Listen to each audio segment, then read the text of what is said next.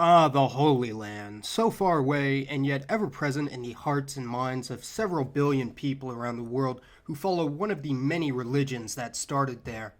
This might be the reason why this area just so happens to be one of the most tumultuous and violent places on the planet, historically and now in the modern day as well. After the expansion of the Roman Empire, nearly all areas of the Mediterranean had Latin communities, mainly descended from Roman colonists and retired soldiers, becoming a majority in many large cities in the Maghreb and a significant minority in Egypt, the Levant, and Anatolia.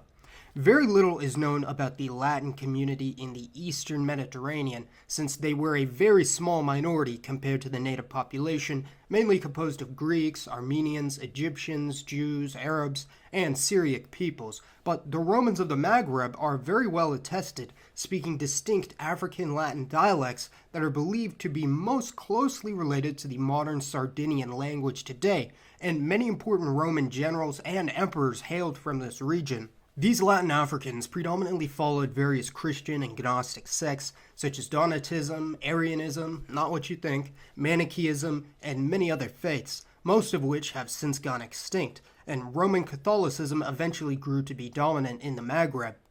After the conquest of the eastern Mediterranean and North Africa by the Arab Muslim forces in the 7th and 8th centuries AD, the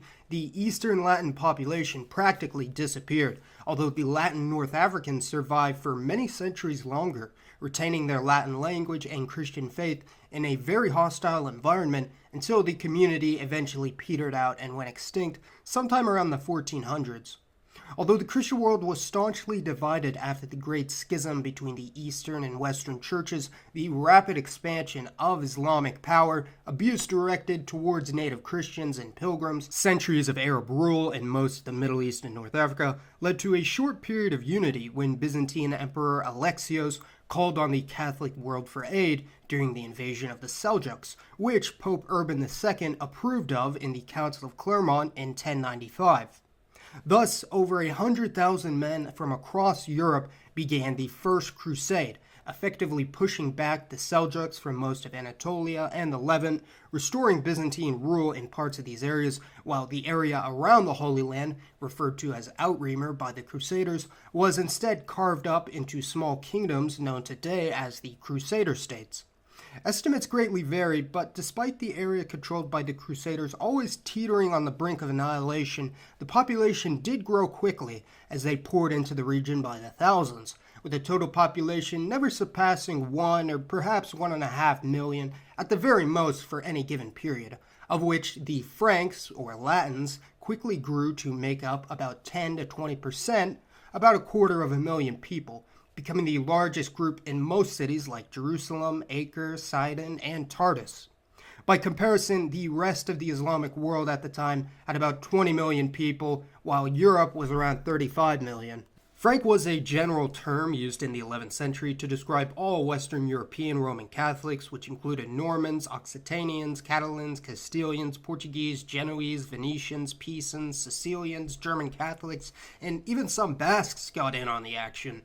This term would later morph into more of a racial epithet used by Middle Easterners to refer to all Europeans and spread across Asia and Africa. Centuries later, when the Portuguese became the first modern Europeans to travel to India and the Orient by sea, they were shocked and presumably mildly offended to be referred to by the Bengalis, Siamese, and Chinese as Farang or Farangi, a corruption of Frank that is still used in many Asian cultures to this day to refer to Europeans and Eurasians. Roman Catholic Greeks are also sometimes called Frankoi by even their fellow countrymen, which may be contentious since the majority consider themselves to be native ethnic Greeks, not Latins. Looking at the population of southern Europe at the time, this may make Outremer seem like a barren wasteland. Italy had only a slightly larger area, but had 8 million inhabitants, similar to the populations of Iberia, Germany, or the Balkans, and France had over 13 million.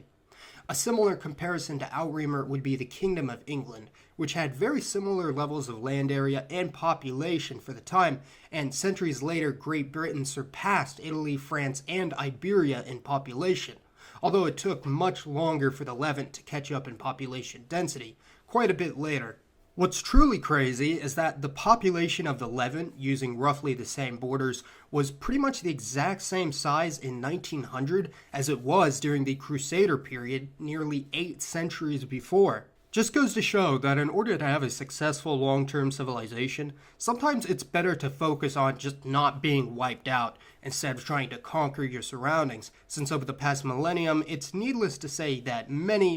innocent people in the region met horrific fates, and there was clearly a massive population collapse when the Franks took the region, as the native Christians were only 20 to 30% of the population, but grew to 60% in only a few decades because of the massacres, expulsions, and further migration. After the capture of Jerusalem in the summer of 1099, one anonymous Norman Sicilian crusader chronicled that the slaughter was so great that our men waded in blood up to their ankles. Neither women nor children were spared.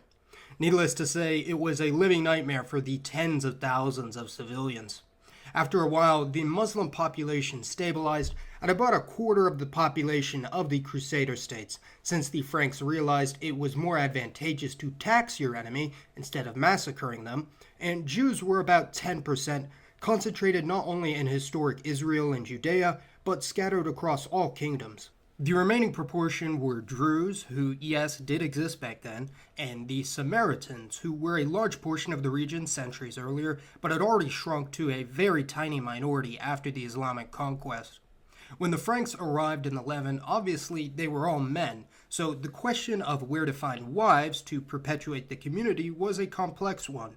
The majority of those who settled in the region would mostly find native Christian women such as Greeks, Syriac, and especially Armenians, cementing their roots with the local Christian communities, although they weren't always treated the best by the Crusaders, particularly the Orthodox groups. Although not technically a Latin Crusader state per se, by all accounts the Armenian Kingdom of Cilicia had quite a strong partnership with the Franks and were pretty integrated with their neighbors, paving the way for the centuries-long Franco-Armenian alliance that survived until the 20th century.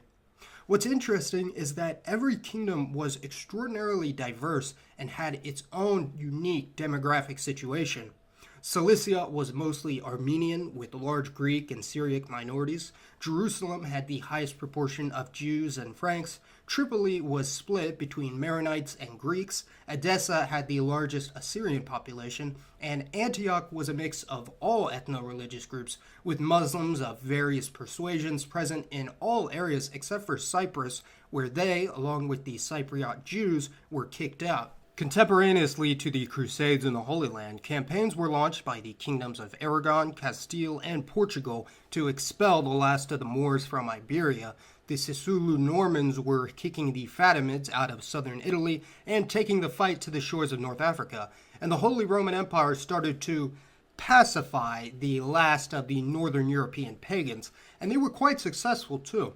Seems like they initially had a pretty efficient plan, so what exactly went wrong? The Crusaders' greed and bloodlust eventually got the best of them, as the Catholics would end up stretching themselves thin and turning on their Eastern Orthodox allies, sacking Constantinople and establishing their own reign in the ashes of the Byzantine Empire, which didn't last very long. This allowed Saladin and other Muslim groups to capitalize on the division, overrunning the last of the Crusader states and expelling, massacring, or enslaving the last of the Franks who lived in the East, although some may have survived and entered into the local Maronite Catholic community.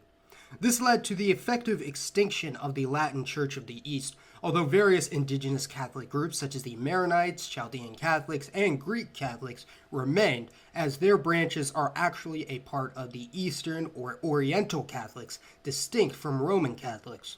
It wasn't until several centuries later that a Roman Catholic diocese would once again be established in the Middle East, but it has been speculated that some of the Latin Catholics in the region may have been descended from some of the Franks who managed to escape Saladin's wrath, although this is mostly circumstantial. Genetic studies have shown that some Catholic groups, like the Maronites, have elevated levels of European DNA when compared to other neighboring Southwest Eurasians, but this could be due to any number of admixture events throughout history, from ancient Greeks, Romans, and the multitude of merchants and traders who settled there. Genoa, Venice, and other Italian city-states would also establish maritime empires throughout the Mediterranean, especially in certain Greek islands and on Cyprus, with settlements as far east as the coast of the Caucasus region and Crimea. Although after the Ottoman conquest of Crimea in 1571, many of the Venetian settlers fled the island. The remaining Venetian settlers were gradually assimilated into the local Greek Cypriot population, although a small minority remains, known as Latin Cypriots, and of course they belong to the Roman Catholic Church.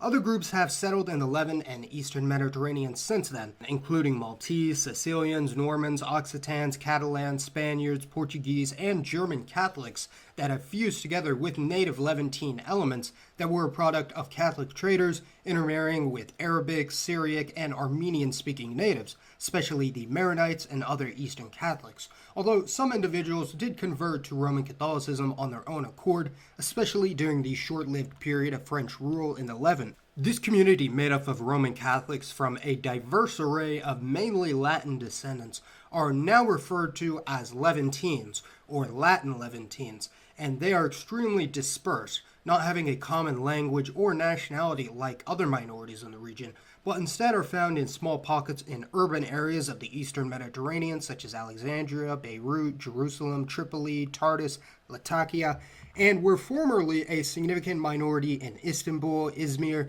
and other cities along Turkey's southern coast. Most Latin Levantines have been living in the region for centuries and are well integrated into the local societies. In contrast, the more recently arrived Latin Europeans were seen as outsiders who did not belong in the region, and the Levantines were also more politically powerful than other Christian groups in the region. For the most part, they were and are well represented in government and business, and usually have close ties to the Catholic Church, granting them a level of protection not present for other groups like Armenians or Arabic-speaking Christians, who are largely on their own. The Latins were not quite targeted with the same genocidal fervor as other Christian groups in the Middle East and North Africa during the 20th century, such as the genocides of the Maronites, Assyrians, Armenians, and Greeks in the Levant and Asia Minor, or the post-colonial period of the Maghreb when over 1 million more recently arrived Latin Europeans, French, Italian, Spanish, Portuguese, were expelled from Egypt, Libya, Tunisia, Algeria, and Morocco in their entirety nearly overnight. One reason is that the Latin Levantines were a small and less visible group than other minorities in the region. They were mostly concentrated in urban areas, and they were often assimilated into the local culture. This made them less of a target for persecution, although of course their community has been a victim of extremism in recent decades, like almost every other religious minority in the region. Today, there are a few 100,000 Latin Levantines that remain in the Middle East and North Africa, with by far the largest number currently being located in the Latin Patriarch of Jerusalem, an area which includes modern Jordan, Israel, and Palestine, with the 3 largest concentrations of Levantines being in Jerusalem, Bethlehem, and Amman. Smaller numbers reside in Lebanon, Syria, Egypt, Turkey, and a tiny minority in Cyprus. Nowadays, the Latins in this region have been far outnumbered by Roman Catholics who have emigrated from other parts of the planet, such as Eastern Europe, Africa, and Asia, especially the Philippines, with over 2 million Filipino Catholics in the Middle East, so it will certainly be interesting to see how this group evolves in the coming years. In addition, there are now hundreds of thousands of recent converts to Christianity across the Middle East and North Africa. However, these are not included in official data due to the strict apostasy laws in this region of the world. So it would seem, although the Crusaders failed to achieve their long-term goal of recapturing the Holy Land, there are now more Catholics in the Middle East than at any other time in history, not through war and conquest, but due to global migration and the opportunities afforded by our modern world. Honestly, 1,000 years ago, I don't think anyone could have predicted that. So please let me know your thoughts on the Latin Levantines and other Catholics of the Middle East. As always, this has been Mason. Thank you all for watching. I'll see you next time.